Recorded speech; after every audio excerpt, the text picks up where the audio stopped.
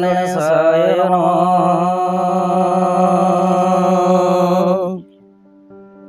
जगदानन्दकन्दाय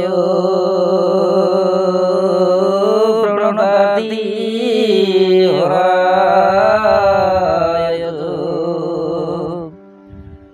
नीलाचलनिवासाय जगन्नाथाय ते नमः।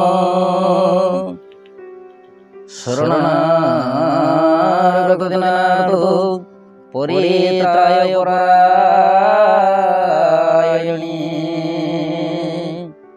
सर्वसाथी हरे भगवती गो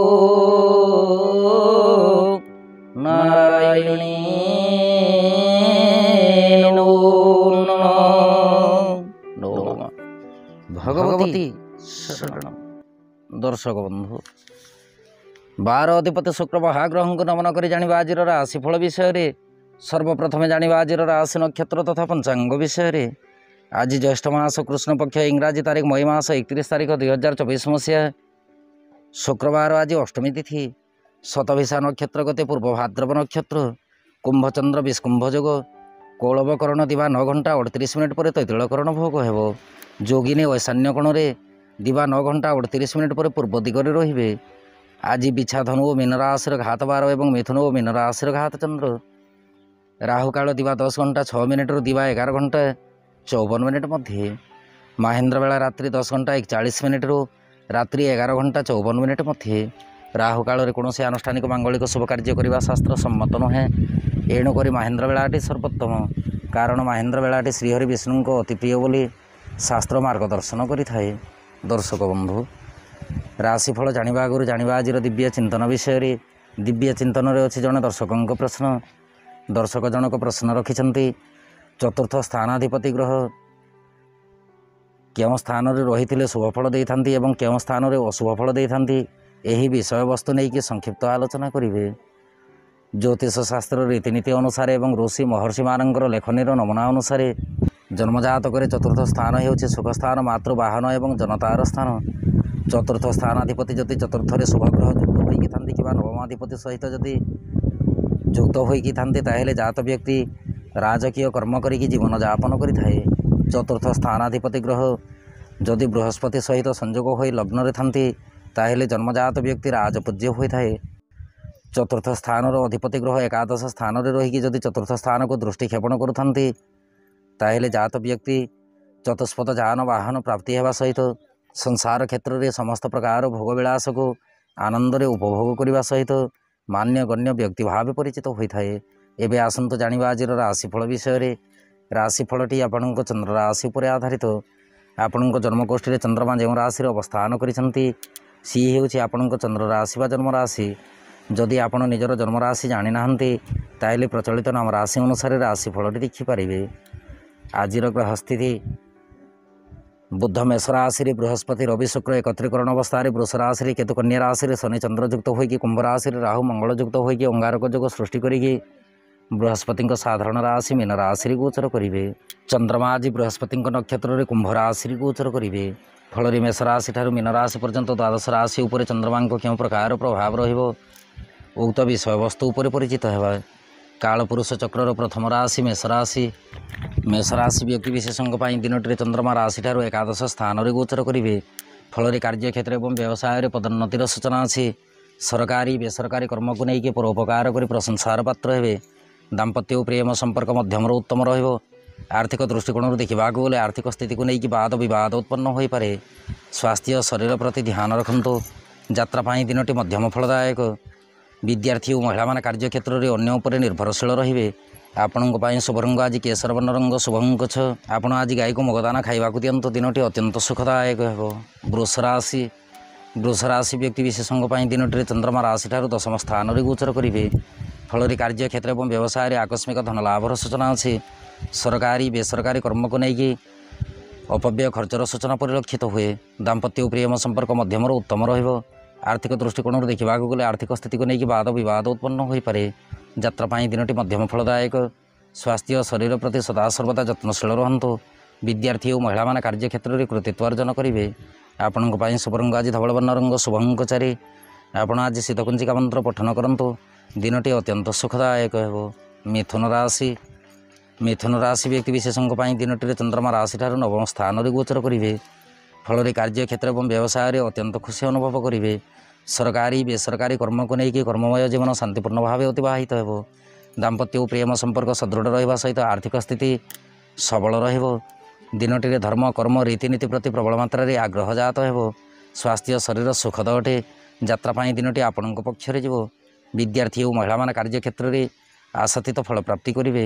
ଆପଣଙ୍କ ପାଇଁ ଶୁଭ ରଙ୍ଗ ଆଜି ସବୁଜ ବର୍ଣ୍ଣ ରଙ୍ଗ ଶୁଭ ଅଙ୍କ 7। ଆପଣ ଆଜି କ୍ଲିଂ ମନ୍ତ୍ରକୁ 54 ଥର ପଠନ କରନ୍ତୁ। ଦିନଟି ଅତ୍ୟନ୍ତ ସୁଖଦାୟକ ହେବ। କର୍କଟ ରାଶି ବ୍ୟକ୍ତି ବିଶେଷଙ୍କ ପାଇଁ ଦିନଟିରେ ଚନ୍ଦ୍ରମା ରାଶିଠାରୁ ଅଷ୍ଟମ ସ୍ଥାନରେ ଗୋଚର କରିବେ। ଅଷ୍ଟମ ଚନ୍ଦ୍ର ଆଦ୍ୟ ଶୁଭଦାୟକ ନୁହନ୍ତି। କାର୍ଯ୍ୟକ୍ଷେତ୍ର ଏବଂ ବ୍ୟବସାୟରେ ସତର୍କତା ଅବଲମ୍ବନ କରିବା ସହିତ ସରକାରୀ ବେସରକାରୀ କର୍ମକୁ ନେଇକି ଯତ୍ନଶୀଳ ରହିବେ। ଦାମ୍ପତ୍ୟ ଓ ପ୍ରେମ ସମ୍ପର୍କ ମଧ୍ୟମରୁ ଉତ୍ତମ ରହିବ। ଆର୍ଥିକ ଦୃଷ୍ଟିକୋଣରୁ ଦେଖିବାକୁ ଗଲେ ଆର୍ଥିକ ସ୍ଥିତିକୁ ନେଇକି ବାଦ ବିବାଦ ଉତ୍ପନ୍ନ ହୋଇପାରେ। ସ୍ୱାସ୍ଥ୍ୟ ଶରୀର ପ୍ରତି ଯତ୍ନଶୀଳ ରହିବା ସହିତ ରାସ୍ତାଘାଟରେ ଯିବା ଆସିବା ସମୟରେ ସଦାସର୍ବଦା ସତର୍କତା ଅବଲମ୍ବନ କରିବେ। ଯାତ୍ରା ପାଇଁ ଦିନଟି ମଧ୍ୟମ ଫଳଦାୟକ। ବିଦ୍ୟାର୍ଥୀ ଓ ମହିଳାମାନେ କାର୍ଯ୍ୟକ୍ଷେତ୍ରରେ ଅଶାନ୍ତିର ବାତାବରଣ ଭିତରେ ଗତି କରିବେ। ଆପଣଙ୍କ ପାଇଁ ଶୁଭ ରଙ୍ଗ ଆଜି ଫିକା ଗୋଲାପୀ ରଙ୍ଗ ଶୁଭ ଅଙ୍କ 9। ଆପଣ ଆଜି ଶୀତକୁଞ୍ଚିକା ମନ୍ତ୍ର ପଠନ କରନ୍ତୁ। ଦିନଟି ଅତ୍ୟନ୍ତ ସୁଖଦାୟକ ହେବ। ସିଂହ ରାଶି ବ୍ୟକ୍ତି ବିଶେଷଙ୍କ ପାଇଁ ଦିନଟିରେ ଚନ୍ଦ୍ରମା ରାଶିଠାରୁ ସପ୍ତମ ସ୍ଥାନରେ ଗୋଚର କରିବେ। ଫଳରେ କାର୍ଯ୍ୟକ୍ଷେତ୍ର ଏବଂ ବ୍ୟବସାୟରେ ଆକସ୍ମିକ ସୁସମ୍ବାଦ ଶ୍ରବଣ କରିବା ସହିତ ସରକାରୀ ବେସରକାରୀ କର୍ମକୁ ନେଇକି ଉନ୍ନତିର ମାର୍ଗଦର୍ଶନ ହେବ। ଦାମ୍ପତ୍ୟ ଓ ପ୍ରେମ ସମ୍ପର୍କ ସୁଖଦ ଅଟେ। ଆର୍ଥିକ ସ୍ଥିତି ଅତି ଉତ୍ତମ ରହିବ। ସ୍ୱାସ୍ଥ୍ୟ ଶରୀର ପ୍ରତି ଧ୍ୟାନ ରଖନ୍ତୁ। ଯାତ୍ରା ପାଇଁ ଦିନଟି ଅତି ଉତ୍ତମ ଅଟେ। ବିଦ୍ୟାର୍ଥୀ ଓ ମହିଳାମାନେ କାର୍ଯ୍ୟକ୍ଷେତ୍ରରେ ଅନ୍ୟ ଉପରେ ନିର୍ଭରଶୀଳ ରହିବେ। ଆପଣଙ୍କ ପାଇଁ ଶୁଭ ରଙ୍ଗ ଆଜି ସିନ୍ଦୁର ବର୍ଣ୍ଣ ରଙ୍ଗ ଶୁଭ ଅଙ୍କ 8। ଆପଣ ଆଜି ଦେବୀ ମନ୍ଦିରରେ ଘୃତ ଦୀପ ଅର୍ପଣ କରନ୍ତୁ। ଦିନଟି ଅତ୍ୟନ୍ତ ସୁଖଦାୟକ ହେବ। କନ୍ୟା ରାଶି ବ୍ୟକ୍ତି ବିଶେଷଙ୍କ ପାଇଁ ଦିନଟିରେ ଚନ୍ଦ୍ରମା ରାଶିଠାରୁ ଷଷ୍ଠ ସ୍ଥାନରେ ଗୋଚର କରିବେ। ଫଳରେ କାର୍ଯ୍ୟକ୍ଷେତ୍ର ଏବଂ ବ୍ୟବସାୟରେ ଆଶାତୀତ ଫଳପ୍ରାପ୍ତିରେ ବିଳମ୍ବ ଯୋଗ ସଂଘଟିତ ହେବ। ସରକାରୀ ବେସରକାରୀ କର୍ମକୁ ନେଇକି ଉପରିସ୍ଥ କର୍ମଚାରୀଙ୍କ ପରାମର୍ଶ ଅନୁସାରେ କର୍ମ ସମ୍ପାଦନ କରନ୍ତୁ। ଦାମ୍ପତ୍ୟ ଓ ପ୍ରେମ ସମ୍ପର୍କ ବିଶେଷ ସୁଖଦାୟକ ନୁହେଁ। ଆର୍ଥିକ ସ୍ଥିତି ଉପରେ ଅନୁଧ୍ୟାନ ରଖନ୍ତୁ। ସ୍ୱାସ୍ଥ୍ୟ ଶରୀର ପ୍ରତି ଧ୍ୟାନ ଦେବା ସହିତ ପରିବାର ମଧ୍ୟରେ ଯଦି ରୁଗ୍ଣ ବ୍ୟକ୍ତି ରହିଥାନ୍ତି ତାହେଲେ ତାଙ୍କର ସ୍ୱାସ୍ଥ୍ୟ ଶରୀର ପ୍ରତି ଯତ୍ନଶୀଳ ରୁହନ୍ତୁ। ଯାତ୍ରା ପାଇଁ ଦିନଟି ବିଶେଷ ସୁଖଦାୟକ ନୁହେଁ। ବିଦ୍ୟାର୍ଥୀ ଓ ମହିଳାମାନେ କାର୍ଯ୍ୟକ୍ଷେତ୍ରରେ ସନ୍ତାପିତ ହେବାର ସୂଚନାରୁ ଜଣାଯାଏ। ଆପଣଙ୍କ ପାଇଁ ଶୁଭ ରଙ୍ଗ ଆଜି ଘନ ନୀଳ ରଙ୍ଗ ଶୁଭ ଅଙ୍କ 8। ଆପଣ ଆଜି ଗଙ୍ଗଣପତେ ନମଃ ଏହି ମନ୍ତ୍ରକୁ ପଠନ କରନ୍ତୁ। ଦିନଟି ଅତ୍ୟନ୍ତ ସୁଖଦାୟକ ହେବ। ତୁଳା ରାଶି ବ୍ୟକ୍ତି ବିଶେଷଙ୍କ ପାଇଁ ଦିନଟିରେ ଚନ୍ଦ୍ରମା ରାଶିଠାରୁ ପଞ୍ଚମ ସ୍ଥାନରେ ଗୋଚର କରିବେ। ଫଳରେ କାର୍ଯ୍ୟକ୍ଷେତ୍ର ଏବଂ ବ୍ୟବସାୟରେ ସୁସମ୍ବାଦ ଶ୍ରବଣ ହେବ। ସରକାରୀ ବେସରକାରୀ କର୍ମକୁ ନେଇକି ସୁଖହାନିର ସୂଚନା ପରିଲକ୍ଷିତ ହୁଏ। ଦାମ୍ପତ୍ୟ ଓ ପ୍ରେମ ସମ୍ପର୍କ ସଦୃଢ଼ ରଖନ୍ତୁ। ସହଧର୍ମିଣୀଙ୍କ ପରାମର୍ଶ ଅନୁସାରେ ଗୃହ କାର୍ଯ୍ୟ ସମ୍ପାଦନ କରନ୍ତୁ। ଆର୍ଥିକ ଦୃଷ୍ଟିକୋଣରୁ ଦେଖିବାକୁ ଗଲେ ଆବଶ୍ୟକ ସ୍ଥଳେ ଋଣ ଗ୍ରହଣ କରିପାରନ୍ତି। ସ୍ୱାସ୍ଥ୍ୟ ଶରୀର ପ୍ରତି ଧ୍ୟାନ ଦେବା ସହିତ ଯାତ୍ରା ସମୟରେ ସତର୍କତା ଅବଲମ୍ବନ କରିବା ନିତାନ୍ତ ଆବଶ୍ୟକ। ବିଦ୍ୟାର୍ଥୀ ଓ ମହିଳାମାନେ କାର୍ଯ୍ୟକ୍ଷେତ୍ରରେ ବନ୍ଧୁ ଗହଣରେ ସମୟ ଅତିବାହିତ କରିବେ। ଆପଣଙ୍କ ପାଇଁ ଶୁଭ ରଙ୍ଗ ଆଜି ଧବଳ ବର୍ଣ୍ଣ ରଙ୍ଗ ଶୁଭ ଅଙ୍କ 3। ଆପଣ ଆଜି ଅସହାୟ ବ୍ୟକ୍ତିଙ୍କୁ ସାହାଯ୍ୟ ହୁଅନ୍ତୁ। ଦିନଟି ଅତ୍ୟନ୍ତ ସୁଖଦାୟକ ହେବ। ବିଛା ରାଶି ବ୍ୟକ୍ତି ବିଶେଷଙ୍କ ପାଇଁ ଦିନଟିରେ ଚନ୍ଦ୍ରମା ରାଶିଠାରୁ ଚତୁର୍ଥ ସ୍ଥାନରେ ଗୋଚର କରିବେ। ଫଳରେ କାର୍ଯ୍ୟକ୍ଷେତ୍ର ଏବଂ ବ୍ୟବସାୟରେ ମାନ ସମ୍ମାନ ପ୍ରତି ସତର୍କତା ଅବଲମ୍ବନ କରିବା ନିତାନ୍ତ ଆବଶ୍ୟକ। ସରକାରୀ ବେସରକାରୀ କର୍ମକୁ ନେଇକି ଅନ୍ୟର ମାଧ୍ୟମରେ କର୍ମ ସମ୍ପାଦନ ହେବ। ଆଇନ ଅଦାଲତ କର୍ମ ଯଦି କିଛି ଥାଏ ତାହେଲେ ପରିଚିତ ବ୍ୟକ୍ତିଙ୍କ ମାଧ୍ୟମରେ କର୍ମ ସମ୍ପାଦନ କରନ୍ତୁ।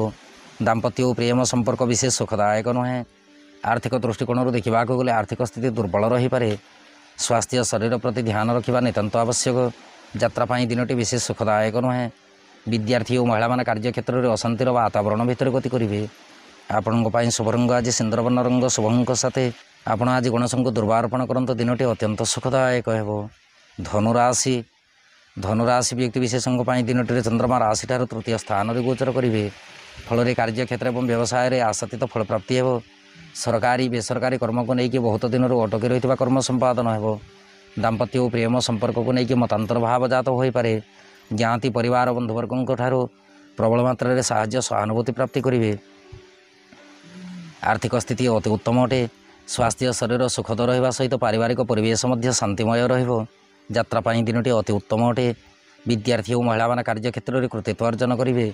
ଆପଣଙ୍କ ପାଇଁ ଶୁଭ ରଙ୍ଗ ଆଜି ହଳଦୀ ବର୍ଣ୍ଣ ରଙ୍ଗ ଶୁଭ ଅଙ୍କ 2। ଆପଣ ଆଜି ଶୀତକୁଞ୍ଚିକା ମନ୍ତ୍ର ପଠନ କରନ୍ତୁ। ଦିନଟି ଅତ୍ୟନ୍ତ ସୁଖଦାୟକ ହେବ। ମକର ରାଶି ବ୍ୟକ୍ତିବିଶେଷଙ୍କ ପାଇଁ ଦିନଟିରେ ଚନ୍ଦ୍ରମା ରାଶିଠାରୁ ଦ୍ୱିତୀୟ ସ୍ଥାନରେ ଗୋଚର କରିବେ। ଫଳରେ କାର୍ଯ୍ୟକ୍ଷେତ୍ର ଏବଂ ବ୍ୟବସାୟରେ ମାନ ସମ୍ମାନ ପ୍ରାପ୍ତି ହେବ। ସରକାରୀ ବେସରକାରୀ କର୍ମକୁ ନେଇକି ଅଶାନ୍ତିର ବାତାବରଣ ରହିପାରେ। ଦାମ୍ପତ୍ୟ ଓ ପ୍ରେମ ସମ୍ପର୍କ ବିଶେଷ ସୁଖଦାୟକ ନୁହେଁ। ଆର୍ଥିକ ଦୃଷ୍ଟିକୋଣରୁ ଦେଖିବାକୁ ଗଲେ ଆର୍ଥିକ ସ୍ଥିତିକୁ ନେଇକି ମତଭେଦ ଜାତ ହୋଇପାରେ। ସ୍ୱାସ୍ଥ୍ୟ ଶରୀର ପ୍ରତି ଧ୍ୟାନ ରଖିବା ସହିତ ଦିନଚର୍ଯ୍ୟା ଏବଂ ପାରିବାରିକ ପରିବେଶ ପ୍ରତି ଧ୍ୟାନ ରଖନ୍ତୁ। ଯାତ୍ରା ପାଇଁ ଦିନଟି ବିଶେଷ ସୁଖଦାୟକ ନୁହେଁ। ବିଦ୍ୟାର୍ଥୀ ଓ ମହିଳାମାନେ କାର୍ଯ୍ୟକ୍ଷେତ୍ରରେ ବାକ୍ଶୁଦ୍ଧି ରଖିବା ନିତାନ୍ତ ଆବଶ୍ୟକ। ଆପଣଙ୍କ ପାଇଁ ଶୁଭ ରଙ୍ଗ ଆଜି ସବୁଜ ବର୍ଣ୍ଣ ରଙ୍ଗ, ଶୁଭ ଅଙ୍କ 4। ଆପଣ ଆଜି ଶିବ ମନ୍ଦିରରେ ତ୍ରିଶାଖା ବେଲପତ୍ର ଅର୍ପଣ କରନ୍ତୁ। ଦିନଟି ଅମୃତ ତୁଲ୍ୟ ହେବ। କୁମ୍ଭ ରାଶି ବ୍ୟକ୍ତିବିଶେଷଙ୍କ ପାଇଁ ଦିନଟିରେ ଚନ୍ଦ୍ରମା ରାଶିରେ ଗୋଚର କରିବେ। ଫଳରେ କାର୍ଯ୍ୟକ୍ଷେତ୍ର ଏବଂ ବ୍ୟବସାୟରେ ଆଶାତୀତ ଫଳପ୍ରାପ୍ତି ହେବା ସହିତ ସରକାରୀ ବେସରକାରୀ କର୍ମକୁ ନେଇକି ଉନ୍ନତିର ମାର୍ଗଦର୍ଶନ ହେବ। ଦାମ୍ପତ୍ୟ ଓ ପ୍ରେମ ସମ୍ପର୍କ ଅତି ଉତ୍ତମ ଅଟେ। ଦୂର ଦେଶରେ ଥିବା ବନ୍ଧୁ ଗୃହକୁ ଆଗମନ ହୋଇପାରନ୍ତି। ଆର୍ଥିକ ଦୃଷ୍ଟିକୋଣରୁ ଦେଖିବାକୁ ଗଲେ ଦିନଟିରେ ଧାର କରଜ ଦେଇଥିବା ସମ୍ପତ୍ତି ଫେରସ୍ତ ପାଇବା ପାଇଁ ସମୟ ସହାୟକ ହେବ। ସ୍ୱାସ୍ଥ୍ୟ ଶରୀର ଅତି ଉତ୍ତମ ରହିବ। ଯାତ୍ରା ପାଇଁ ଦିନଟି ସୁଖଦ ଅଟେ। ବିଦ୍ୟାର୍ଥୀ ଓ ମହିଳାମାନେ କାର୍ଯ୍ୟକ୍ଷେତ୍ରରେ ଆଶାତୀତ ଫଳପ୍ରାପ୍ତି କରିବେ। ଆପଣଙ୍କ ପାଇଁ ଶୁଭ ରଙ୍ଗ ଆଜି ବାଇଗଣୀ ରଙ୍ଗ, ଶୁଭ ଅଙ୍କ 1। ଆପଣ ଆଜି ହନୁମାନ ଚାଳିଶା ପଠନ କରନ୍ତୁ। ଦିନଟି ଅତ୍ୟନ୍ତ ସୁଖଦାୟକ ହେବ। ମୀନ ରାଶି ବ୍ୟକ୍ତିବିଶେଷଙ୍କ ପାଇଁ ଦିନଟିରେ ଚନ୍ଦ୍ରମା ରାଶିଠାରୁ ଦ୍ୱାଦଶ ସ୍ଥାନରେ ଗୋଚର କରିବେ। ଫଳରେ କାର୍ଯ୍ୟକ୍ଷେତ୍ର ଏବଂ ବ୍ୟବସାୟରେ ମନସ୍ତାପ ବୃଦ୍ଧି ହେବ। ସରକାରୀ ବେସରକାରୀ କର୍ମକୁ ନେଇକି ସଫଳତାର ଚାବିକାଠି ପ୍ରାପ୍ତି ହେବ। ଦାମ୍ପତ୍ୟ ଓ ପ୍ରେମ ସମ୍ପର୍କ ସୁଦୃଢ଼ ଅଟେ। ଆର୍ଥିକ ସ୍ଥିତି ଅତି ଉତ୍ତମ ରହିବା ସହିତ ସ୍ୱାସ୍ଥ୍ୟ ଶରୀର ସୁଖଦ ରହିବ। ଯାତ୍ରା ପାଇଁ ଦିନଟି ଆପଣଙ୍କ ପକ୍ଷରେ ଯିବ। ବିଦ୍ୟାର୍ଥୀ ଓ ମହିଳାମାନେ କାର୍ଯ୍ୟକ୍ଷେତ୍ରରେ ଆଶାତୀତ ଫଳପ୍ରାପ୍ତି କରିବେ। ଆପଣଙ୍କ ପାଇଁ ଶୁଭ ରଙ୍ଗ ଆଜି ସିନ୍ଦୁରବର୍ଣ୍ଣ ରଙ୍ଗ, ଶୁଭ ଅଙ୍କ 9। ଆପଣ ଆଜି ଦୁର୍ଗା ନବାକ୍ଷରୀ ମନ୍ତ୍ର ପଠନ କରନ୍ତୁ। ଦିନଟି ଅତ୍ୟନ୍ତ ସୁଖଦାୟକ ହେବ। ଦର୍ଶକ ବନ୍ଧୁ, ଇଏ ଥିଲା ମେଷ ରାଶିଠାରୁ ମୀନ ରାଶି ପର୍ଯ୍ୟନ୍ତ ଦ୍ୱାଦଶ ରାଶିର ରାଶିଫଳ ଏବଂ ଆଜିର ଦିବ୍ୟ ଚିନ୍ତନ। ଏବେ ଅନୁମତି ଦିଅନ୍ତୁ। ନୌ ମା ଭଗବତୀ ଶରଣ।